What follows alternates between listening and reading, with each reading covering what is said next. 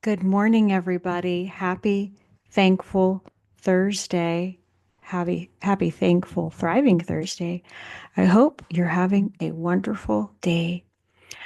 I know that I have been doing a lot of reflection this morning. It's been one of those, well, for one, it's kind of gray out.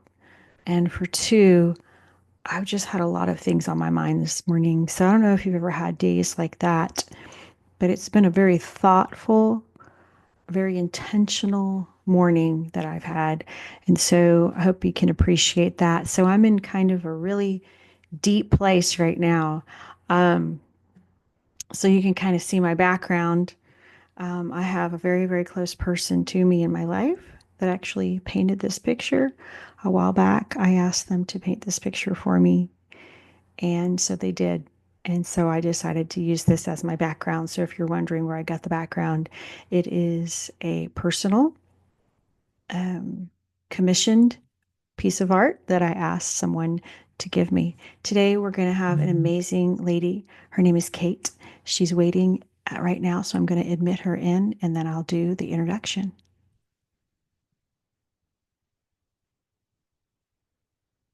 And there she is. Cate, good morning. You can take yourself off mute. Hi.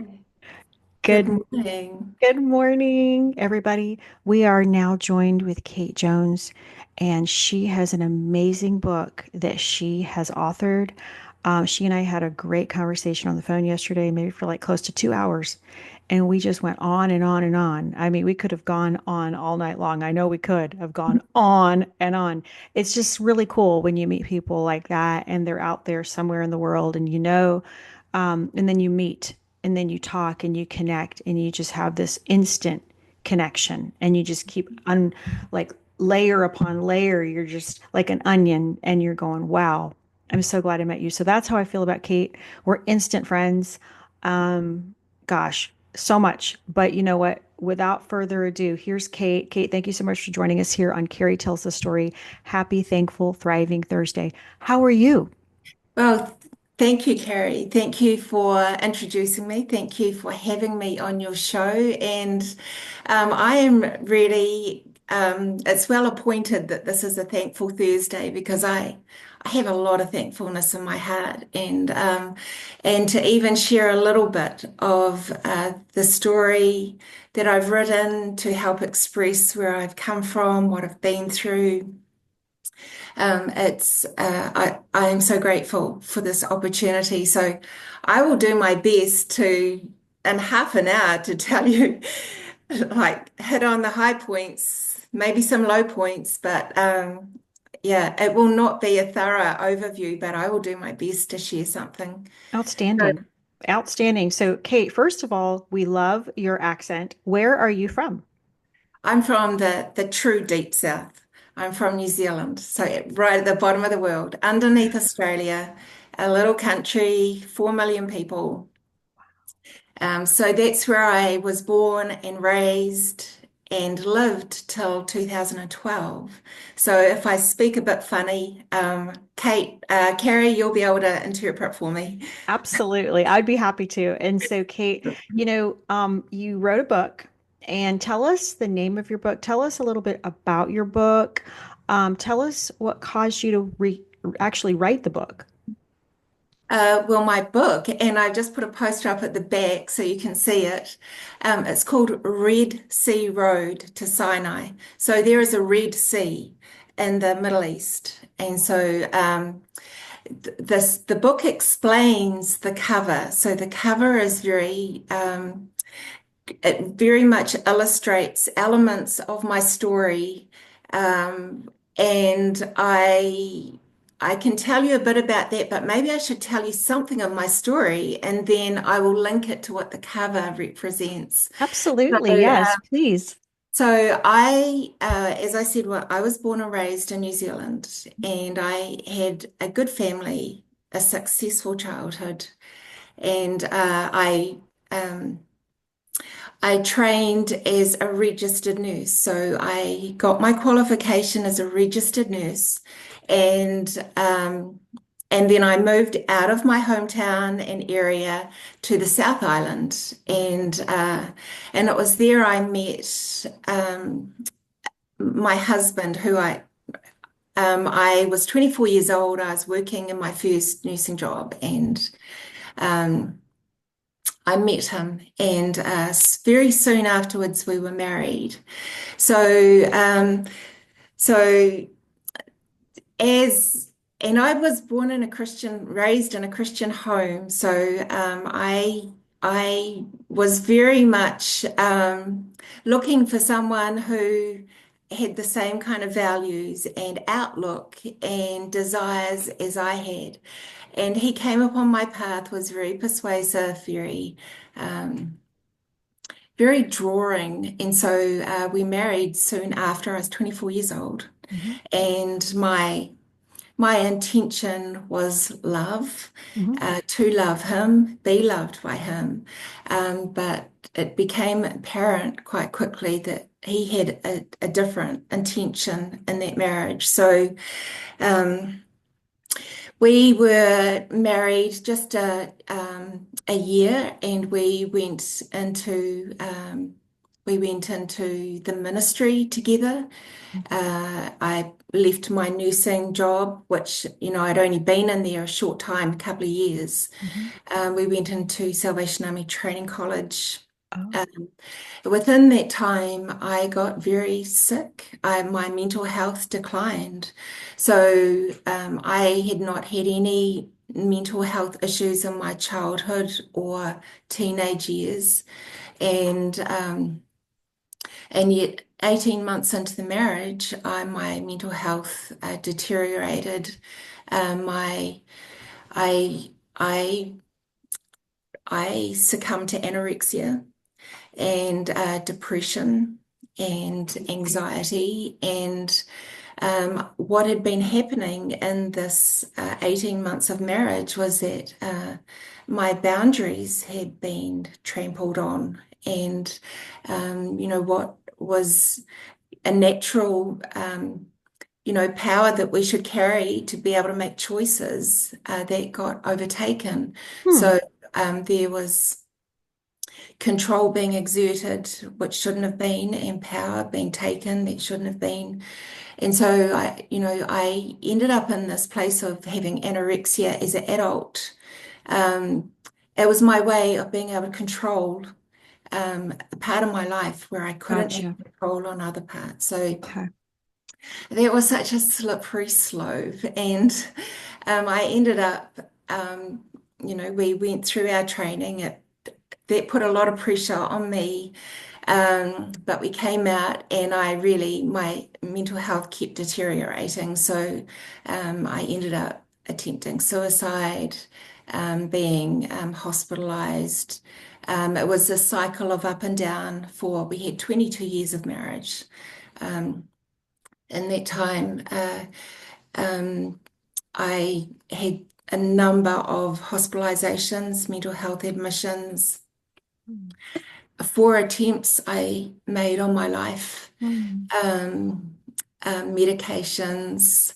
Um, I had these cycles of up and down. So I would function, and then because it was too hard to keep the peace where I was in a well state, I would succumb to being unwell again. That was what kept the balance right. So Um, there were a number of lots of visitations from God, and I prefer to call him Yehovah because that is his actual name. hmm.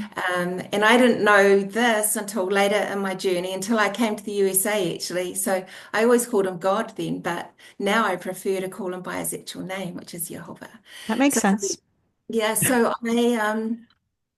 I had in that course, I had a lot of psychotherapy to find out what the problem and the solution was to this anorexia. So very inaccurately, it was placed on my parents. It must be my parents' fault. So there was a total lack of being able to see that it was happening in my present circumstances. Hmm. So everyone missed, and I couldn't even understand what was happening. You know, Mm, sometimes abuse is very obvious, mm. and there are black eyes or broken bones. And sometimes abuse is much more covert and hidden. And so I wasn't getting black eyes and broken bones, but my personhood was being eroded. So not only by abuse of power and control, but sexual abuse in the relationship, which, I would end up being in these mental health facilities. And actually, I ended up they gave me 15 lots of electric shock therapy. So my story is big. It has Oh, very big themes. And so it's oh, not even a story I can even tell in one book. oh my gosh. So, so there was even that to overcome. I hadn't consented to that. And, Oh, oh it no. is a very controversial treatment and it damaged my What? brain. And so, um, this was all under the guise of, I'm looking after my wife, Oh my and God. so So wait. ultimately, Can I ask you a question? I sure. mean, I'm like, I don't know about anybody else, but I am like, okay, I'm guessing that you're telling me, and this is the first time I've heard this, guys, but Kate, you're telling us right now that you feel that, and based on everything, all that time, I mean, 2 decades, Hmm. um, you're telling me that this guy that you married, he had other plans, and when y'all got together, he started manipulating you mentally. Is that what it was? Yeah, and I would say not people when they're broken, we know hurt people, and when you're broken, you don't come. I mean, we don't think the way someone else might think. We can assume they're gonna have the same intentions, the same heart. Mm, Um, the same approach to marriage as we are. And we don't understand that that's not how their brain is working. So for me, I was in a relationship where people saw my husband as one thing. I was experiencing him as something else. And so there was always this second guessing myself. And that happens often in abuse where, you think, well, am I really, is this really what it seems? And then there is the reward and the gifts and the things that pull you back in, reel you back in. And then there are the comments that, well, no one would ever want you. You know, you're fortunate to have me. And so there is this constant confusion that happens. mm, So for me, it was in the course of those 22 years, I had three children. mm. So and the first was absolutely a miracle because I hadn't had a period. I had anorexia, but I had a visitation in a psychiatric ward from Jehovah. Wow. There were just things along the way that I never doubted the power of God.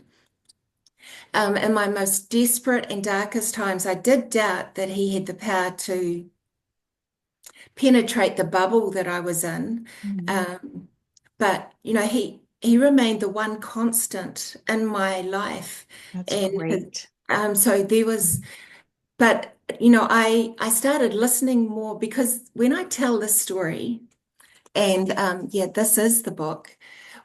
I the story is so big that I needed help. I needed divine inspiration to know how to tell this story. Hmm. So um, I did get that divine inspiration, and it was to tell it through the lens of the Exodus story in the Oh, the Bible. Exodus. Hmm. So that's the second book in the Bible, and Hmm. it talks about the Hebrew people when they were in bondage, Mm, captivity to the Egyptians, hmm. and how their lives, they had cruel taskmasters. Mm, And so ultimately, it just beat them down, beat them down, beat them down until the point where, God told the Egyptians through Moses, let my people go so they can freely serve me. And he didn't, and he wouldn't until God, by his mighty hand, he delivered his people through the parting of the sea. So, I tell it through this lens because there are so many parallels in Hmm. a metaphorical sense, but then also in a very literal way sometimes. So, what happened? And I really am just skipping over these very big things. I can only do my best, Finn. Yeah, give us the high level because, when Okay. we read the All book, right. we'll get a little bit more Yeah. deep dive. Mhm. Yeah. Okay. So I had gone, we ended up resigning as ministers after 15 years. I had a final downward cycle where I ended up in a psychiatric hospital for 7 months. Mm, And in that time, what I saw in that psychiatric hospital was nothing short of abuse towards patients. So my we had goodness. people that were suiciding not because of their own conditions, but because of what was happening by staff. Ouch. So, and I speak of that. And so I had a medical background and training. And in each of these episodes where I was now the patient being on the other side of the fence, and I even worked later in mental health and mental health advocacy as well. So it was like seeing it from both sides. And at the end of that 7 months, I came back home with a lot more insight. The I had revelation that what was happening in that mental health institution was actually happening in my marriage. So the penny Wow. dropped. It just kept dropping and dropping and Oh dropping. my So I came goodness. home. We had 18 months where I tried to just put my boundaries up, put my personal boundaries up. Mhm. Um, to safeguard against sexual abuse and power and control. So that was very provocative to my Hmm. husband. So there was a lot of anger because I'd changed the dance step on him, and it was like, how dare you? Um, but I knew that that was where my wellness was going to be, and I could no longer keep putting myself in that position, and my children needed me to be alive. And my children were just young at that point. So ultimately, with very unsuccessful marriage counseling, and I've got to say, when there is abuse, marriage counseling isn't the answer. Abuse is the problem. It's not a marriage issue. It's abuse problem. So that can make a situation worse. And then you have other things that can make it worse, like well-meaning people in your family or church people, that Oh, have, well, this isn't right to be speaking about separating or whatever. So, but our God never wants abuse either. So yeah. he's never for the side of the abuser. He's never for Oh, his daughters, for his sons sure. being abused. May So, I ask a question? I'm listening to your story and, I kind of recall some elements that I've seen either in my life or other people's lives here, that I've known during my lifetime. And, I was going to ask you a pointed question. May I ask you a pointed question? Do you feel that your ex-husband now was dealing with potentially signs of severe narcissism, potentially? I believe so. There was, Okay. I can better see that now. As I listen to things about that, I think absolutely. And more as it played out, it became far more apparent. So there were pornography issues for him. There, Mm, there were mm, things that really objectified me. So mm. when you're not loving someone for who they are and they become an Gotcha. object, it's easier to treat them in a way that's not loving, Gotcha. because you're trying to get your own needs met rather than love them. And Gotcha. that certainly is a narcissistic uh, Hmm. And I think you behavior. did point just now on something that is an epidemic, the Mm, pornography epidemic. mm. This is an It epidemic. is. This It is an is. epidemic. This is Yeah. a total epidemic Yeah. because for me, I've experienced my generation that I grew up with was basically yours. It's just been everywhere, Yeah. everywhere. And now with the internet and with the cell phones, So it's just available, isn't it? so Yeah. accessible.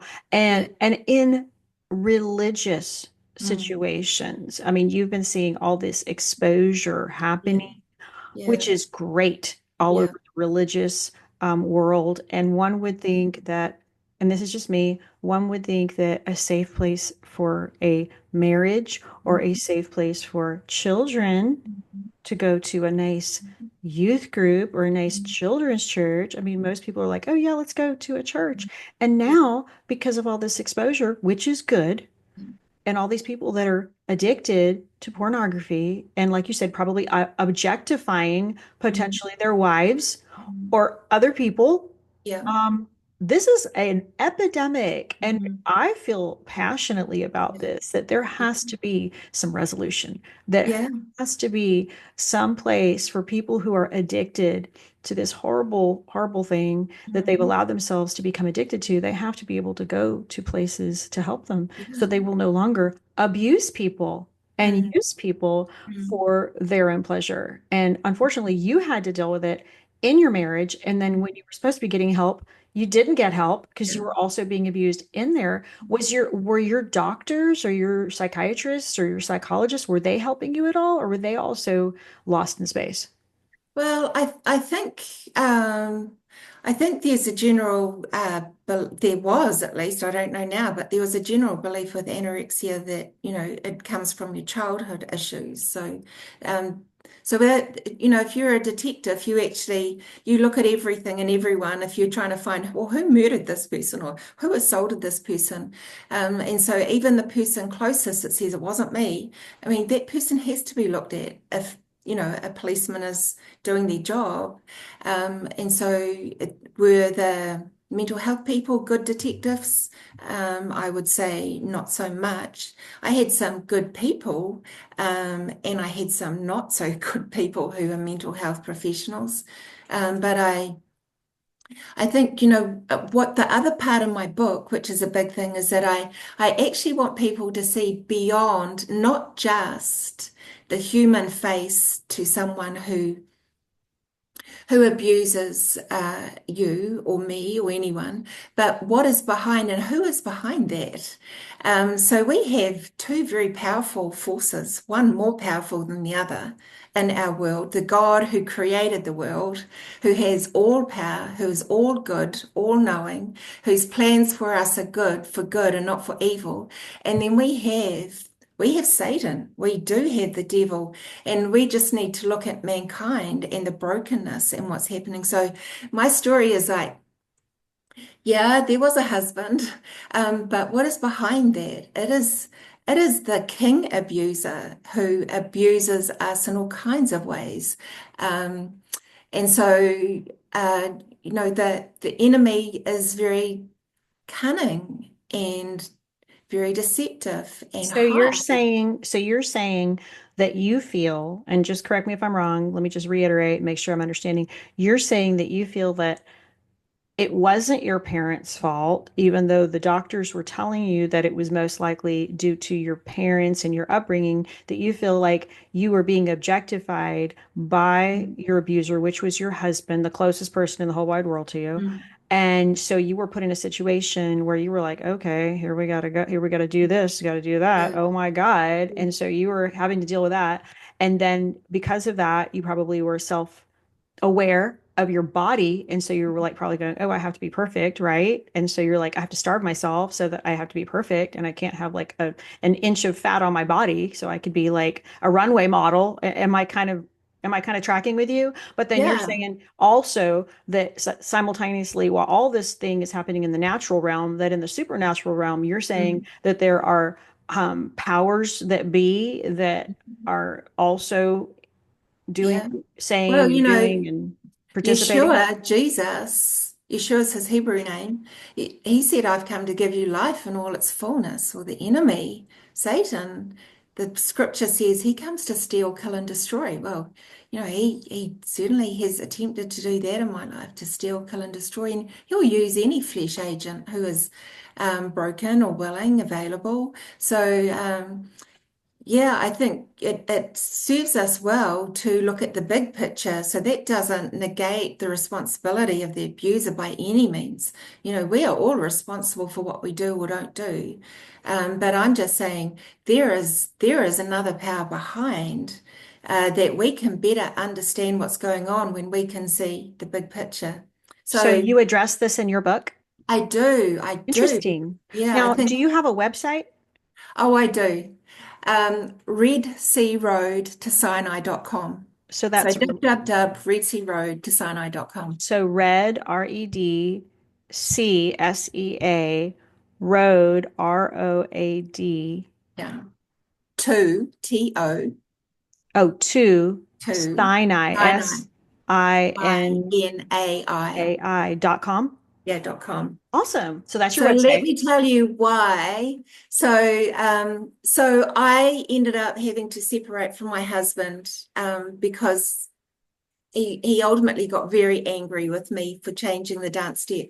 He ended up taking the anger out on my children, our children. Oh So no. that was the precipitating factor for me saying, that's enough. So we separated in the first instance. The children were with me. Um, but within a few short months, he had turned the children against me. So my children were 11, 13, and 16 at the time. So we ended up 2 years through the family court, extreme parental alienation.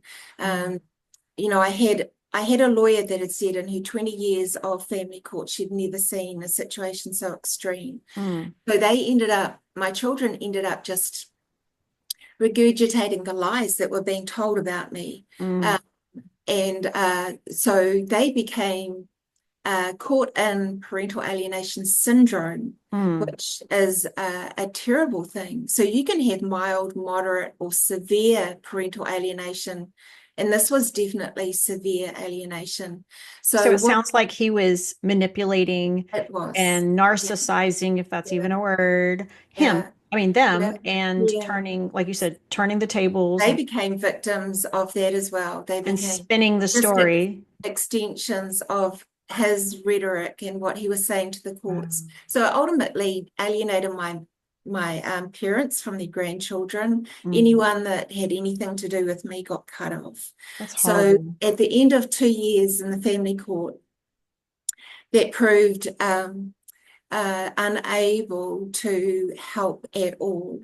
And Mm, oftentimes you're not only victimized by the perpetrator, you get victimized again doubly by the courts or the church or the people, the mental health facility that is meant to help. So sometimes you can have layer upon layer.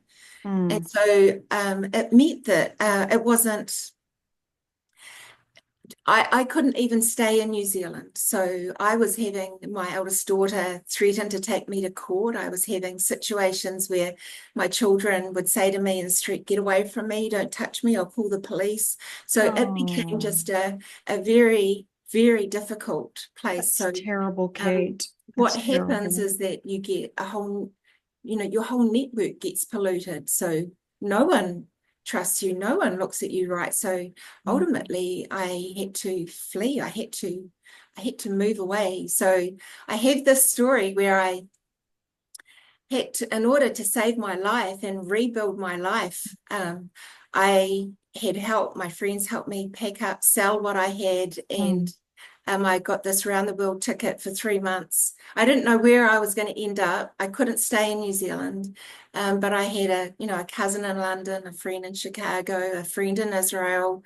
Um, So you couldn't stay in New Zealand because not because of the courts or not because oh of not no, legally the or anything like courts that, but never, because just for yeah. your sanity, just for your Oh sanity, because yeah, you were and being even just rejected. You were being yeah, rejected by my everybody that was your closest of closest family. yeah. You're like, how can I survive this mentally and Exactly. I mean, emotionally? I would even go to the grocery store and Oh, they'd be there and I'd get this onslaught of oh yuck. no, So there was this, it was almost like I had been pushed out. for sure. Yeah.